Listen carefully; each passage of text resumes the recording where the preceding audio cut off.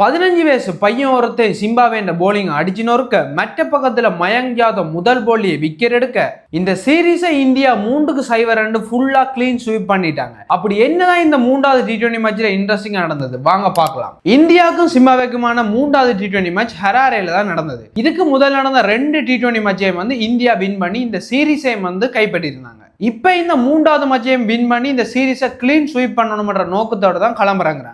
Toss win பண்ண India முதல்ல batting செய்ய தான் முடிவு செஞ்சாங்க.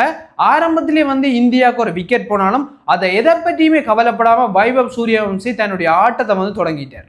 சுட்டி குழந்தை ஆரம்பத்துல இருந்தே சிம்பாப்வே பவுலர்ஸ் இறங்கி அடிக்க ஆரம்பிச்சிட்டார். ஹராரே கிரவுண்ட்ல ஒரு பக்கம் 4 போகுது, ஒரு பக்கம் 6 போகுது. அந்த கிரவுண்ட் முழுக்க இன்றைக்கு வைபவ் சூரியவம்சியோட சோதான். 49 பால் விளையாடின வைபவ் சூரியவம்சி 81 ரன்ஸ் ஸ்கோர் பண்ணியிருந்தார். 8 4ம் 4 6ரும் அடிச்சிருந்தார் இந்த மேட்ச்ல. இவர் இந்த மேட்ச்ல செஞ்சுரி அடிப்பாருன்னா எல்லாரும் எதிர்பார்த்தாங்க. ஆனா அன்பார்ச்சுனேட்லியா 81 ரன்ஸ்ல அவுட் ஆயிட்டார். என்னதான் இவர் 81 ரன்ல அவுட் ஆயினாலும் பெரிய ஸ்கோர் அடிக்கக்கூடிய சரியான பவுண்டேஷனை இன்றைக்கு இந்தியாவுக்கு அமைச்சு கொடுத்திருந்தார் வைபவ் சூரியவம்சி. இசான் கிஷன் 29, கேப்டன் ஸ்ரேயஸ் ஐயர் 27.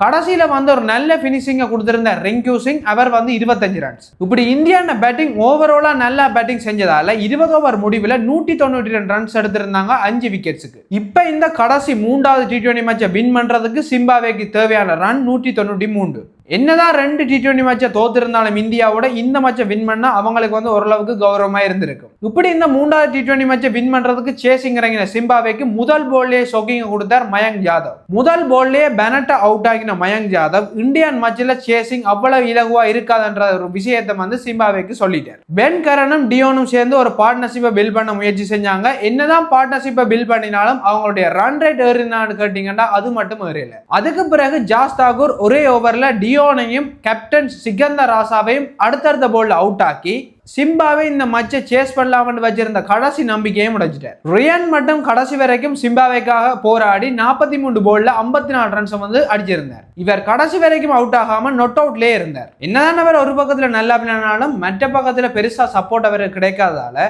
அவரால் இந்த சேசிங்ல கம்ப்ளீட் பண்ணலாம் போயிட்டு. கடைசியில 20 ஓவர் முடிவில் சிம்பாவே 157 ரன் மட்டும்தான் அடிச்சிருந்தாங்க 7 விக்கெட்ஸுக்கு. இதனால இந்தியா இந்த மூன்றாவது T20 மேட்சை 35 ரன் வித்தியாசத்துல வின் பண்ணது மட்டும் இல்லாம இந்த சிம்பாவேக்கு எதிரான T20 சீரீஸை 3-0 ரீதியில கிளீன் ஸ்வீப் பண்ணிக்கிறாங்க. என்னதான் T20 தரவரிசையில பார்க்க சிம்பாவே ஒரு சின்ன அணியா இருந்தாலும் அயர்லாந்தோட 2-0 கிளீன் ஸ்வீப் ஆயின இந்தியா இந்த சிம்பாவேக்கு எதிரான T20 சீரீஸை வின் பண்றது இந்தியன் டீமுக்கு ஓவராலா ஒரு கான்ஃபிடென்ட்டை கொடுக்கும். இந்த மேட்சின் player of the match award மட்டும் இல்லாம இந்த சீரீஸ் இந்த பிளேயர் ஆஃப் த சீரிஸ் அவார்டையும் சுட்டிக்குள்ள வைபவ் சூரியவம்சி தான் வாங்கியிருந்தார். எல்லாமே நல்லா நடந்த மேட்ச்ல இந்தியாவுக்குள்ள சின்ன நெகட்டிவ் பாயிண்ட் என்னன்னா இந்த மேட்ச்ல ஈஸியான சில கட் சான்ஸை இந்தியா ட்ராப் பண்ணியிருந்தாங்க. இந்த கட் சான்ஸ்ன்றது உண்மையில ஒரு மேட்சை மாற்றக்கூடிய ஒரு சான்ஸ். இதே மாதிரியான சான்ஸை பெரிய டீம்களோட மேட்ச் நடக்க விட்டாங்கன்னா அந்த விஷயம்ன்றது மேட்சின முடிவை கூடி மாற்றும். மொத்தத்துல இந்த மேட்ச்ல இந்தியா பேட்டிங்லயும் சரி பவுலிங்லயும் சரி உண்மையிலே நல்லா செஞ்சிருந்தாங்க.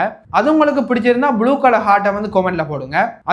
இதே மாதிரியான கிரிக்கெட் அப்டேட்ஸை உடனுக்குடன் உங்களுக்கு தெரிஞ்சு கொள்ளணும்னா கிரிக்கெட் பேஜ் ஃபாலோ பண்ணி வச்சுக்கோங்க. அடுத்த வீடியோல பார்ப்போம். பாய்.